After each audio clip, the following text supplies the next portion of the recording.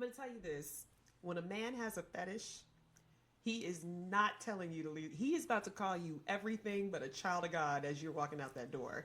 Because a lot of times when you get into a place where it is just fetish, it is just sexual kink desire, it sits in the background, it also can turn very violent. You can also, that's the part of yourself that you don't like. It's the part of yourself that you're a little more ashamed of. It's the part of you that doesn't fit in. That's not what's going on with Leo. That's not what's going on with Perfidia.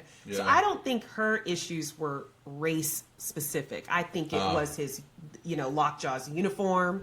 I think it's his position that he holds. It's like, you are weakened by me. That feels good. Yes. But I do think what's interesting is when people find, other people who want to share in whatever their interest is. It does allow them to integrate their life, especially if that's a part of their community. It's very different when you're talking about people you only meet online, you only go see on Saturday nights. You know what I mean? And then you go to work, you suit and tie. I still think that's too pushed into someone's shadow life to really integrate. Does that make sense? Yeah. So, I don't think it's like everybody wants to deal with their, desires. Sure. Yeah.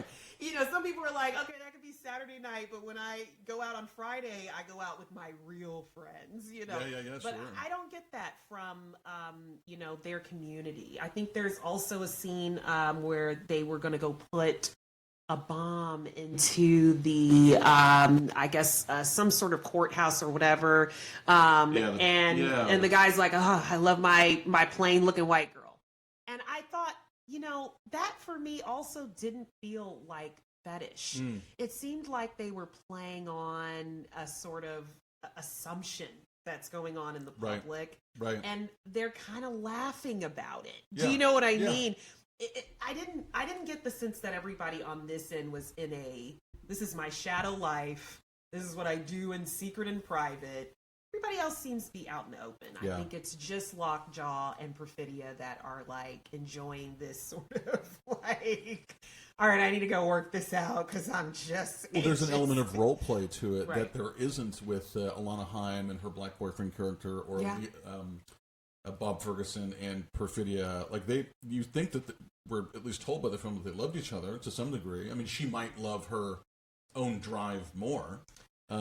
I think she despised her vulnerability. Right. So there's that scene where she's shooting off the machine gun, and he's like, it's like she doesn't even know she's pregnant.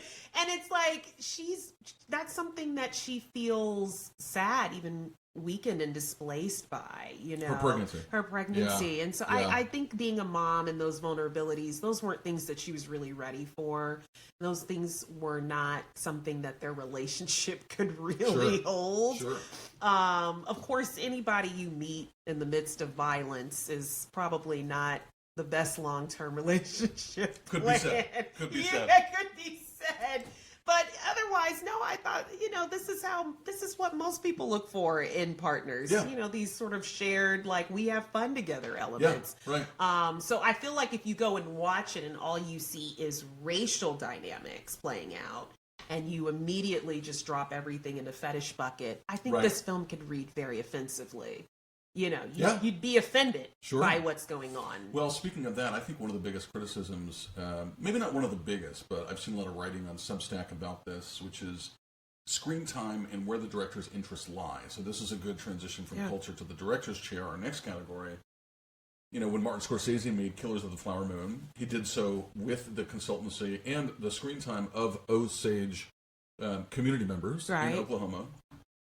But the most of the screen time of the 3 or 4 hour film went to Leonardo DiCaprio and Robert De Niro. Right. So flip ahead to this one battle. Yes. You have these 3 black female characters plus some other black female characters like the nuns, but the majority of the screen time ends up being with Sean Penn and Leonardo DiCaprio. So